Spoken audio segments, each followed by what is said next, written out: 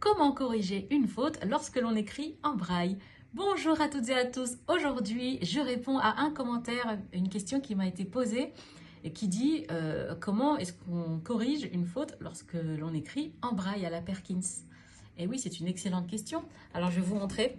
Alors, il y a plusieurs cas de figure, plusieurs erreurs qu'on peut faire. Donc, on va essayer de les voir ensemble. Alors, j'ai ma Perkins et je vais écrire le mot bonjour avec la majuscule, s'il vous plaît. Et donc, bonjour. Et je me suis trompée sur la dernière lettre. Au lieu d'écrire un R, j'ai écrit un H. Ok. Alors là, je connais bien mon braille et je sais que je ne panique pas. Entre le R et le H, il n'y a qu'un point d'écart. Donc, je vais pouvoir repasser sur mon H et rajouter mon point 3 qui me manque. Et donc là, ni vu ni connu, bonjour. Voilà, avec un R très beau, très joli. Sinon, j'ai un autre cas de figure. Je vais me tromper de dernière lettre, mais cette fois, je ne peux pas repasser dessus. Donc, bonjour.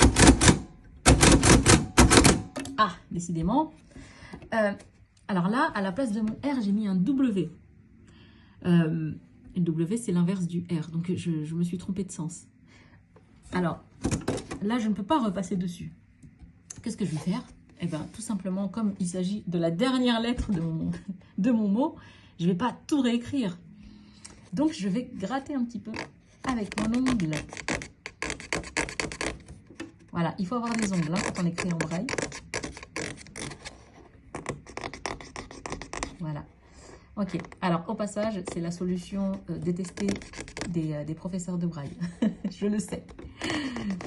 Alors voilà, je gratte bien, de telle sorte à ce que je ne sente plus rien.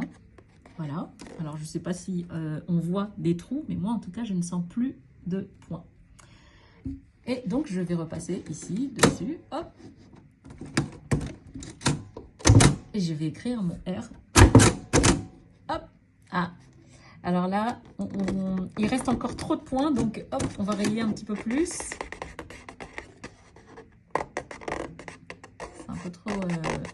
Il y a trop de points qui restent. Donc voilà, je raye un petit peu plus. Et voilà.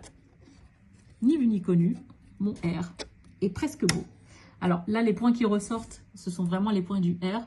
C'est vrai que alors moi, j'ai les doigts sensibles, donc je sens un tout petit peu encore les autres points.